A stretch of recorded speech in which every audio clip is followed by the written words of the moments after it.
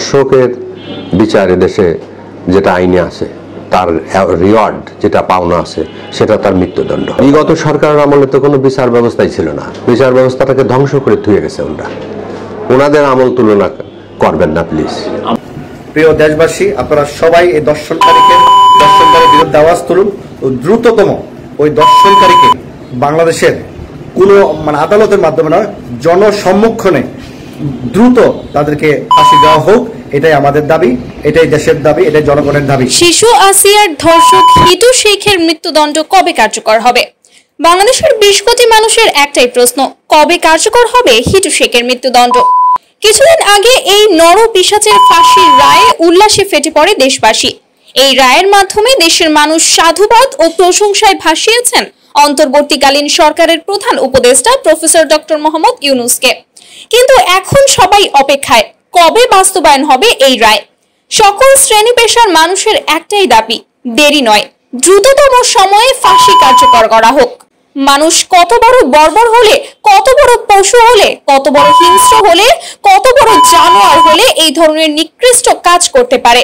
আর যাই হোক, এরা মানুষের কাতারে পড়তে পারে না। আর অভিযোগ একটাই, ওর যখন ব্যালেটদের কাটিছে, ফাঁসতে মারিছে, ওই রকমের উগার আমি ফাঁসতে দেখতে চাই। যে সমাজে শিশুরা নিরাপদ নয়, সে সমাজ সভ্য হতে পারে না। এই মৃত্যুদণ্ড শুধু একটি শাস্তি নয়, এটা হতে হবে এক দৃষ্টান্ত, যেন ভবিষ্যতে কেউ এমন জঘন্য কাজ করার আগে হাজারবার ভাবে। হিটু শেখের ফাঁসি শুধু আসিয়ার জন্য নয়, এটি সতর্ক বার্তা হোক সমস্ত হিংস্র নরপিশাচদের জন্য। বাংলাদেশের মানুষের একটাই কথা, দেরি নয়, বিচারের রায় দ্রুত কার্যকর হোক। আপনার মতামত জানান কমেন্টে।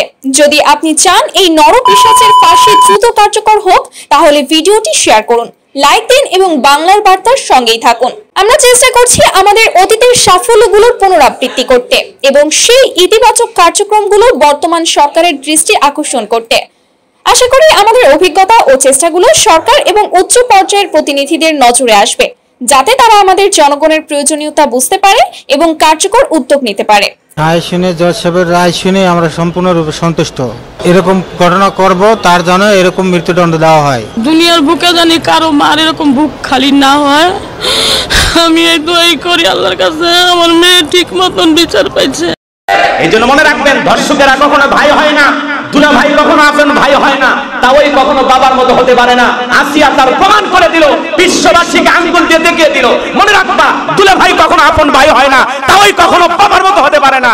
এরাও যে জঙ্গলি জানোয়ার, এরাও যে পশু, আসিয়া প্রমাণ করে দিয়ে গেল। কথা বলে ঠিক না? আপন দুলা ভাই তাকে ধর্ষণ করেছে, বাবার মতো তাওই আব্বা সে তাকে ধর্ষণ করেছে।